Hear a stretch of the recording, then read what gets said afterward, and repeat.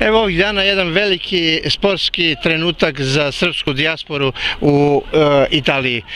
Započela je liga u malom fudbalu, nešto jedinstveno, nešto što pokazuje da je sazrela dijaspora za jedan korak više kada je u pitanju oblast sporta.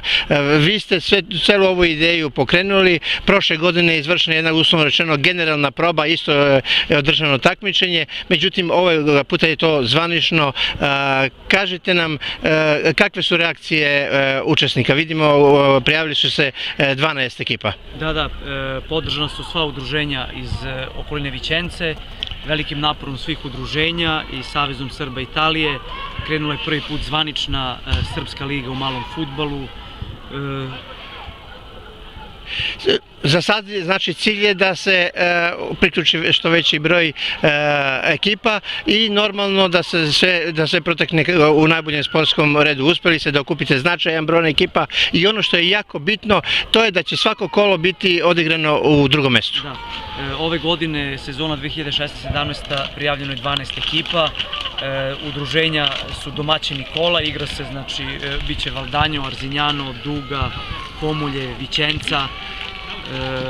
Nadamo se da će do godine našu inicijativu da prihvate i da pokrenu Udine i Trst, koji su vrlo raspoloženi našim iskustvom, da kroz naše iskustvo krenu dalje i oni. To je korak koji sledi u narednom periodu. Ono što je najbitnije u ovom trenutku, to je da su se ekipe koje su inače do sad igrale fudbal odlučili, prihvatili metod da se sistematizuje igranje malog fudbala dijaspore u Italiji.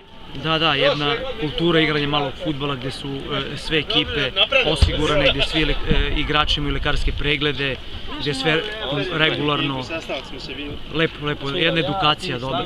Vi kao organizator i pokretač ste i tekako podmetnuli leđa. Trebalo je sve definisati, u skladu sa propisima odraditi i privoliti sve ove vrsne sportiste, rekreativce da se priključe. Mora da postoji određena doza zadovoljstva? Pa mora, posle toliko rada, jedan uspeh, stvarno otvaranje je bilo dobro, krenuli smo danas, odigrano je prvo kolo, kvalitet izuzetno dobar, zadovoljni igrači, mislim da će to lepo da ide. Naredno kolo gde se igra? Naredno kolo igra se sledeće nedelje u Kornedu, domaćin je Sveti Sava iz Valdanje. Publika vidimo i danas je bilo, međutim tu treba još poraditi, nadamo se da će, kako kolo ide jedno za drugim, i sve veći broj gledalaca biti na terenu. Da, još uvijek su ljudi neinformisani, još uvijek je to u početku, još krećemo, ali bit će. Evo, krenuo je taj, znači, drugi korak, da vas upitamo, možda je i rano, a možda i nije, poznavajući kao osobu, već imate u vidu naredne korake. Da li možete makar delimično da nam otkrijete koja je vaša vizija budućnosti malog fudbala dijaspore u Italiji? Pa mi imamo sad cilj, sva udruženja s teritorije Vicence, da organizujemo jedan zajednički turnir, mega turnir u malom fudbalu, nešto što će jedna velika stvar za sve nas ovde, nešto što do sada nije bilo. Sigurni smo da ćete u tim vašim nastojanjima i uspjeti. Želimo vam uspesan početak ove veoma značajne lige srpske dijaspore u Italiji. Hvala. Malo sam dekoncentrisan, ali dobro.